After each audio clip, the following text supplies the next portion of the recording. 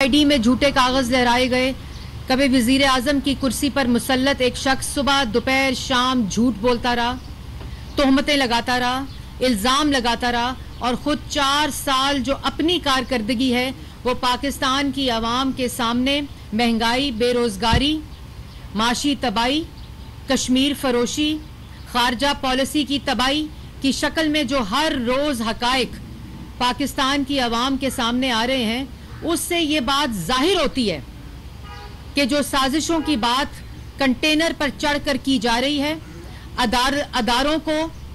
नफरत का निशाना बनाया जा रहा है। फाजिल जजेस ने जब आपकी आइन शिकनी पार्लियामान पर हमला और जो आपने आइन पर हमला किया था, जब उसको बेनकाब किया और आपके खिलाफ फैसला दिया, आप उनको भी अपनी नफरत, अपनी इंतशार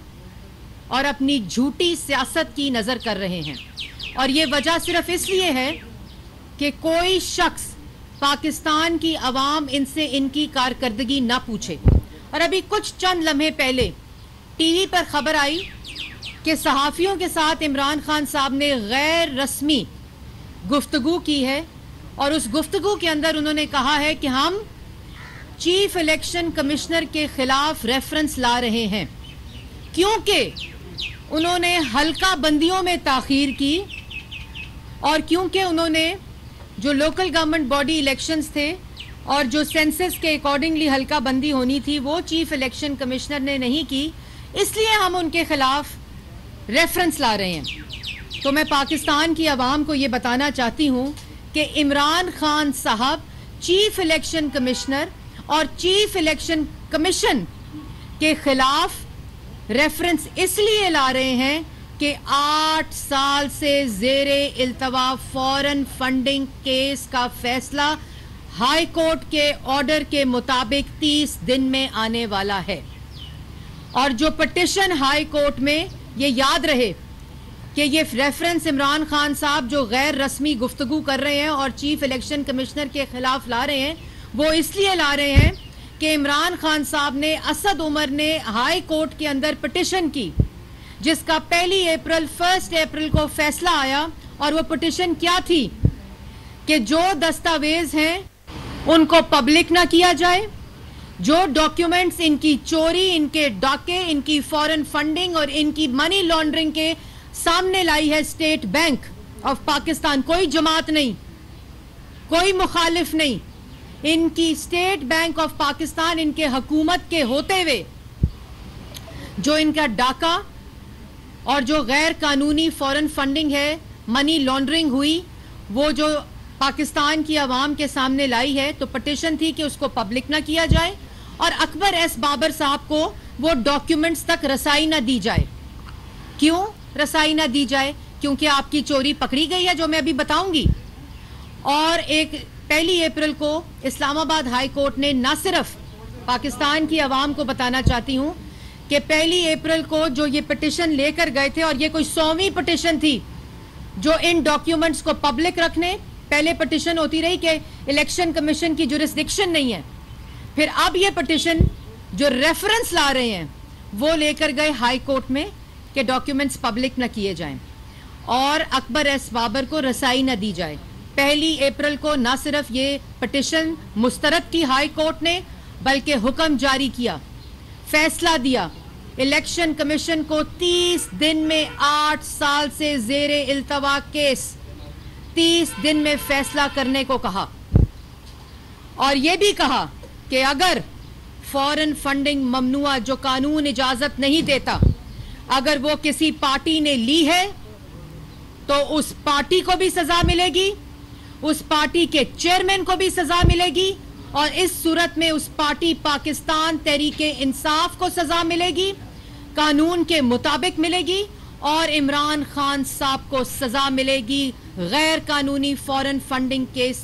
के अंदर जो उन्होंने बाहर से पैसे मंगवाए, जिसकी तफसील मैं आपको बताना चाहती हूं। बड़े जो कह रहे हैं ना हम रेफरेंस ला रहे हैं, और अभी कुछ देर बाद आपको यह पता चलेगा कि एक साजिश अमेरिका में इनके खिलाफ हो रही है और दूसरी साजिश इलेक्शन कमीशन में इनके खिलाफ हो रही है। कल ये बयानिया निकलेगा, और वो बयानिया कैसे बनता है मैं आज पाकिस्तान की आवाम को उसकी हकीकत भी बताऊंगी। मैं मीडिया को भी बताऊंगी कि ये प्रेस कॉन्फ्रेंस को कवर कीजिएगा, क्योंकि ये प्रेस कॉन्फ्रेंस पाकिस्तान की आवाम तक हकायक जाना बहुत इंपॉर्टेंट है। तो पिटीशन का मैंने आपको बताया, और उस पर हाई कोर्ट का मैंने फैसला आपको बताया, और उसके मुताबिक जो गैर कानूनी फंडिंग आई है, जो साबित हो चुकी है, जो स्टेट बैंक ने रिकॉर्ड जमा करा दिया है, उसके मुताबिक 16 ऐसे अफराद और अकाउंट्स हैं। ये सिर्फ वो गैर फंडिंग, जो ममनुआ फंडिंग जो डिक्लेयर्ड है, उसके अंदर जो इन्होंने छुपाई चीजें, 16 अकाउंट्स, जो 16 सोर्सेज जो इन्होंने नहीं बताए, उसमें रोमेटा शेट्टी इंडियन नेशनल है जहां से अकाउंट्स में पैसे आए, जो डोनेशंस यूएसडी डॉलर्स में आए। उसके अलावा जो यूएसडी डॉलर्स के अंदर पैसे आए जो इन्होंने डिक्लेयर नहीं किए, जो पाकिस्तान के अंदर डिजास्टर मैनेजमेंट और जो पाकिस्तान की आवाम इनको पैसे देती रही, वो इन्होंने डिक्लेयर नहीं किए, जो पीकेआर है, Wootton cricket limited Dubai, Bristol engineering service Dubai, PTI UK Westward garden Barnes London, PTI UK Staffordshire, SSS marketing company, PTI Finland, E planet trustees यूरिक, Norway, Australia, Canada PKR account, और Canada USD, जो वहां overseas Pakistani को लूटते रहे, charity के नाम पर लूटते रहे, और असल में वो पार्टी फंडिंग के अंदर पैसे आते रहे। जो इन्होंने कैंसर अस्पताल के लिए चैरिटी की, वो पार्टी फंडिंग्स के अंदर अपने जाती मुलाजमीन, ऑफिस बेरर्स जो इनके नायब कासिद थे, उनके अकाउंट्स और पर्सनल स्टाफ के अकाउंट्स में आते रहे। और कनाडा और न्यूजीलैंड, ये सिर्फ वो अकाउंट्स हैं जिसके अंदर 349 कंपनीज, स्टेट बैंक का डेटा कहता है 349 कंपनीज के अंदर 349 कंपनीज 88 इंडिविजुअल्स जो इन्होंने डिक्लेयर नहीं किए, और सारे पैसे पीटीआई की अकाउंट्स में आते रहे। उसके बाद जो सबसे इंपॉर्टेंट बात है कि जो प्रोहिबिटेड मनी के मद में इन तमाम अकाउंट से USD 73,23,000 dollar, PKR 85 crore 20 lakh dollar, pounds के अंदर जो पैसा अगर कन्वर्ट करें तो 2 करोड़ 29 लाख 90 हजार रुपए, और यूरोज में 53 लाख रुपए। ये वो अमाउंट है जो जाती अकाउंट्स में जाता रहा और डिक्लेयर ना हुआ, और इसके साथ साथ जिन अकाउंट्स के जरिए ये आता रहा, जो कंसील किए गए 2008-2009 में, ये रेफरेंस याद रहे, ये डिटेल इसलिए बता रही हूं कि ये रेफरेंस ला रहे हैं चीफ इलेक्शन कमीशन के खिलाफ, ये इन वजूहात की वजह से ला रहे हैं। 2008-2009 में फॉर्म 1 जो पार्टी डिक्लेयर करती है अपने अकाउंट्स और अपनी फॉरेन फंडिंग को, उसमें 2 अकाउंट्स जाहिर किए। स्टेट बैंक का डेटा कहता है कि 2008-2009 में 7 अकाउंट्स थे जो डिक्लेयर नहीं किए, मतलब ये कि 5 अकाउंट्स अनडिक्लेयर्ड थे 2008-9 में। 2009-2010 में 7 अकाउंट्स अनडिक्लेयर्ड थे, सिर्फ 2 डिक्लेयर किए गए। 2010-2011 में 13 अकाउंट्स अनडिक्लेयर्ड थे, 2 जाहिर किए, 15 अनडिक्लेयर्ड थे। 2011-12 में 14 अकाउंट्स अनडिक्लेयर्ड थे, सिर्फ 2 जाहिर किए। 2012-13 में 14 अकाउंट्स अनडिक्लेयर्ड थे, सिर्फ 4 जाहिर किए। ये सारी वो फॉरेन फंडिंग है जो इन अकाउंट से आती रही। 70 लाख डॉलर फॉरेन फंडिंग का जो डिक्लेयर्ड नहीं, 140 करोड़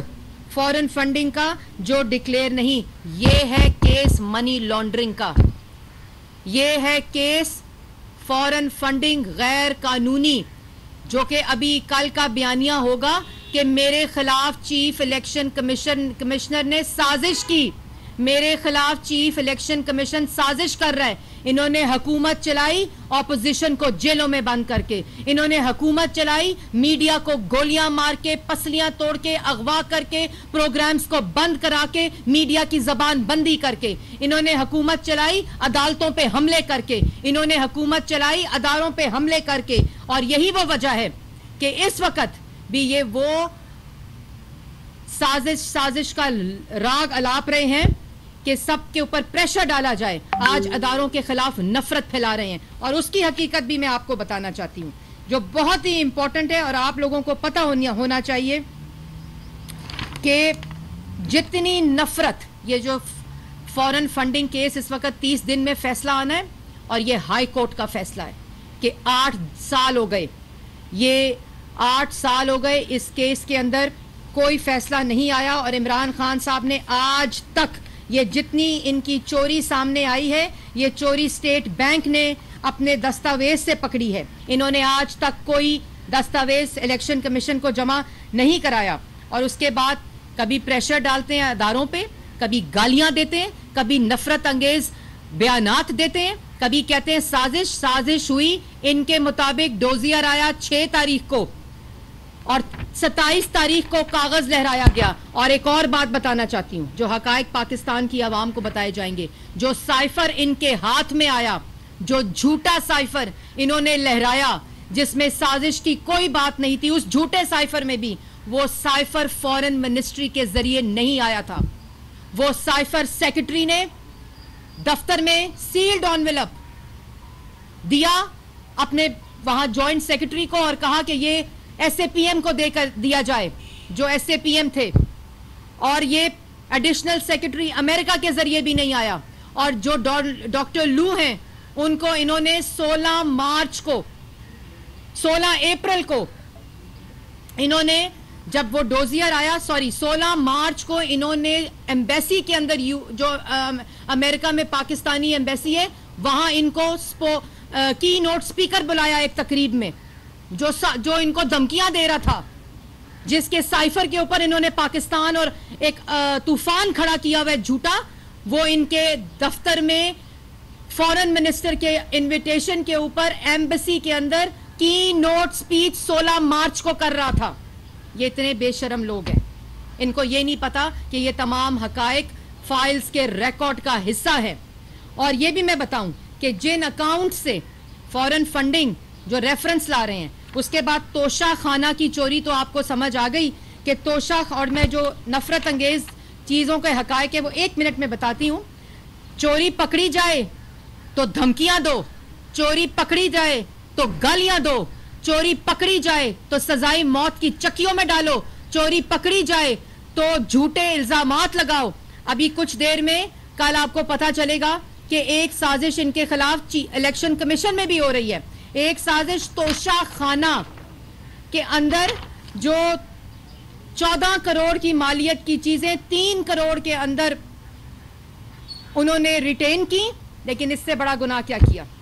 2018 में 50% आपको जमा कराना पड़ता था रिटेन करने के लिए, और जो कमेटी उसकी वैल्यू बनाती थी वो इंडिपेंडेंट कमेटी होती थी। आप खुद कमेटी बनाएं, 50% को 20% करें, ये तोशा खाना की चीजें 14 करोड़ की 3 करोड़ में जमा कराएं और उसके बाद उसको दोबारा 50% पे कर दें। पाकिस्तान की आवाम को पागल समझा हुआ है। और आपको बतौर वजीर आजम ये तोहफे मिले थे और आपने इसके ऊपर अपनी दुकान लगा ली और उसके बाद गाली देते हो, उसके बाद कहते हो अदालतें क्यों खुली। अदालतें इसलिए खुली थी कि तुमने आइन शिकनी की थी, अदालतें इसलिए खुली थी कि तुमने आइन पर हमला किया था, तुमने पार्लियामान को यरगमाल बनाया हुआ था, तुमने पाकिस्तान की आवाम को एक पागल ने यरगमाल बनाया हुआ था सिर्फ अपने इक्तदार के साथ चिमटे रहने के लिए। फिर जो पंजाब असेंबली में किया वो है तुम्हारी असल जहनियत। खवातीन ने पुलिस वालों पे हमला किया, डिप्टी स्पीकर के ऊपर इनके मेंबरान ने हमला किया। पूरे दुनिया में ओवरसीज की बातें करते हैं पाकिस्तानियों की, उनके सर शर्म से झुक गए। जो इनकी चोरी पकड़े, जो इनके अमाल नामे पाकिस्तान की आवाम को दिखाए, उनको गालियां देते हैं। उसके बाद मैं आपको एक और बात बताना चाहती हूं, इस मुल्क में अगर साजिश हुई तो साजिश पाकिस्तान के साथ इमरान खान ने की फॉरेन फंडिंग मंगाकर, और उसमें 4 साल के अंदर, और मैं क्यों कह रही हूं फॉरेन फंडिंग मंगाई, कश्मीर फरोशी की फॉरेन फंडिंग मंगाकर जो मुल्क के साथ अगर साजिश हुई है तो जो महंगाई है वो 4% से 12% पे गई, जो तरक्की की शरह है वो 6.1% से 4% पे इस वक्त है, लेकिन वो मनफी इनकी नालायकी और इनकी साजिश की वजह से हुई। जो इस वक्त कुल कर्जा है वो 25,000 से 43,000 रुपए गया, और इस वक्त 2 लाख लोग गुर्बत की लकीर से नीचे गए। ये इसलिए साजिश की बातें करते हैं, कोई इनसे ये सवाल ना पूछे। 60 लाख लोग बेरोजगार हुए, इसका जवाब कौन देगा? तोशाखाना से डाका डाला गया, इसका जवाब कौन देगा? फॉरेन फंडिंग से अरबों रुपए की मनी लॉन्ड्रिंग हुई, इसका जवाब कौन देगा? इसलिए ये आज कंटेनर पर चढ़े हुए हैं। आज अपने वादों का जवाब दो जो पाकिस्तान की आवाम से किए थे। और उसके बाद जो ये बयानिया बना रहे हैं ना, उस बयानिए की हकीकत हमारे पास आ चुकी है। और वो क्या है? सिर्फ एक दिन जो ये ट्रेंड चलाते हैं ना इंपोर्टेड हुकूमत के, जिसके अंदर 24 वुज़रा, 24 मुशीर और 24 जो SAPM थे, इनके इंपोर्टेड थे। उनकी लिस्ट हमने शाया की है कि कौन कौन इंपोर्टेड था, जो कोर्ट्स के चक्कर लगा रहा है कि हमें अपने घर वापस जाने दो, जो कोर्टों से इजाजत ले रहा है कि हमें वॉच लिस्ट से निकालो। वो इंपोर्टेड मुशीर और वजीर जो कोर्टों से इजाजत दे रहे हैं कि हमें अपने वापस वतन जाने दो, क्योंकि यहां हम डाका डालने आए थे, यहां हम तोहमतें लगाने आए थे, यहां हम मुल्क के खिलाफ साजिशें करने आए थे। उस बयानिए की असलियत मैं आपको बताती हूं, और ये असलियत मैं कल, अभी ये मैं सिर्फ आपको असलियत बता रही हूं। इसके बाद इन अकाउंट्स की डिटेल, जिससे अदारों को गाली दी जा रही है, जिससे झूठा बयानिया बनाकर पाकिस्तान की आवाम को गुमराह किया जा रहा है, वो क्या है कि खाली जो अकाउंट्स, जो एक दिन की कार्रवाई है जिसमें इंपोर्टेड हुकूमत के साथ ट्रेंड्स बनाकर ये लोग अदारों को गालियां दे रहे हैं, नफरत फैला रहे हैं, हेट स्पीच कर रहे हैं और मुल्क के अंदर अफरा तफरी फैलाने की कोशिश कर रहे हैं। उसमें सिर्फ इंपोर्टेड जो एक दिन का डेटा है, हुकूमत का जो ट्रेंड है, वो 9924 ट्विटर हैंडल से जारी होता है एक दिन में, जिसमें एक्टिव ट्विटर हैंडल 709 है, जिसमें सिर्फ जो लोग, असल लोग हैं, जो ह्यूमंस हैं, जो ट्वीट कर रहे हैं, वो इन 924 से सिर्फ 177 हैं, 177 हैं, जिसमें जो ओरिजिनल अकाउंट्स जनरेटर हैं इनके, वो सिर्फ 33 है, 33 है। और जो अनरियल ट्रैफिक है इस 924 अकाउंट्स में से, वो 75% बनती है। और जो रोबोटिक ट्विटर हैंडल्स हैं, जो बॉट्स के नाम से इन्होंने इस फॉरेन फंडिंग का काला धन कमाकर जो पैसे से ये बॉट्स खरीद रहे हैं, वो बॉट्स इस 924 में से 532 हैं। ये डेटा ऑथेंटिक ट्विटर से हासिल किया गया है, जिसमें 532 रोबोटिक ट्विटर हैंडल्स हैं, जिसमें ये अदारों के खिलाफ नफरत फैला रहा है, जिसका शख्स का नाम इमरान खान है, जिसने ये फॉरेन फंडिंग के जरिए ये पैसा जमा किया। तोशाखाना में जो डिक्लेयर किए ना अकाउंट्स, उसका पैसा कहां से आया जो रिटेन किए हैं, उसकी मनी ट्रेल किधर से आई, वो ये अमाल नामा है। और उसमें जो 33 अकाउंट्स हैं, वो सिर्फ ओरिजिनल ट्विटर हैंडलर ओरिजिनेटर्स हैं, जो PTI से ताल्लुक रखते हैं। और जो मैं दोबारा रिपीट करना चाहती हूं, 924 एक ट्रेंड, एक दिन की कार्रवाई, 924 अकाउंट्स, 709 एक्टिव ट्विटर अकाउंट्स, जिसमें 177 ह्यूमन अकाउंट्स, जिसमें सिर्फ 33 ओरिजिनल अकाउंट्स, जिसमें 75% ट्रैफिक अनरियल, और जो सिर्फ 9 घंटे की साइकिल का डेटा है। 9 घंटे की साइकिल का डेटा है ये, जिसमें 6 घंटे ये एक्टिव रहते हैं, 9 घंटे ये कार्रवाइयां करते हैं, ये रोबोटिक परचेजिंग होती है, जो ट्विटर के ऊपर ट्रेंड्स बनाते हैं। और इसमें जो एक्टिविटी जनरेटर्स हैं, जो ट्रेंड बनाने के लिए इनके लोग इस्तेमाल करते हैं, जो नफरत अंगेज ट्विटर के ऊपर कंटेंट डालते हैं, वो 100 है, 100। और एक रोबोट एक घंटे में 10 ट्वीट्स करता है, एक रोबोट एक घंटे में 10 ट्वीट्स करता है, जो कि अगर 577 जो मैंने आपको बताया रोबोटिक है, अगर उस 577 को आप मल्टीप्लाई करें 10 ट्वीट्स में, तो वो 5000 प्लस ट्वीट्स बनती हैं एक घंटे में। और उसको आप 9 घंटे के अंदर मल्टीप्लाई करें, फिर 6 घंटों के अंदर एक्टिव के अंदर मल्टीप्लाई करें। ये है वो तरीका कार, ये है वो साजिश जो इमरान खान इस्तेमाल कर रहा है इस वक्त मुल्क के खिलाफ, पाकिस्तान की आवाम को गुमराह करने के खिलाफ, इस वक्त अदारों के खिलाफ, इस वक्त अदलिया के खिलाफ, जिन्होंने इनकी आइन शिकनी के खिलाफ फैसला दिया है और जो अदम एतमाद का तरीका आईनी था उसको अपहोल्ड किया, डिप्टी स्पीकर की गैर आईनी जो रूलिंग थी उसको मुस्तरद किया, उसके खिलाफ बयानिया रोबोटिक ट्वीट्स के जरिए बनाया जाता है और उसकी कार्रवाई मैंने आपके सामने रखी। आज आखिर में पाकिस्तान और ये तमाम रोबोटिक लिस्ट्स हमारे पास पहुंच चुकी हैं जो FIA को दे दी जाएंगी,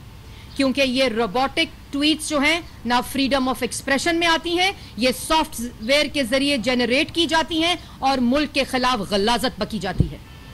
और उसके बाद आज पाकिस्तान की आवाम को आखिर में मैं कहना चाहती हूं, फैसला करना होगा, क्योंकि आप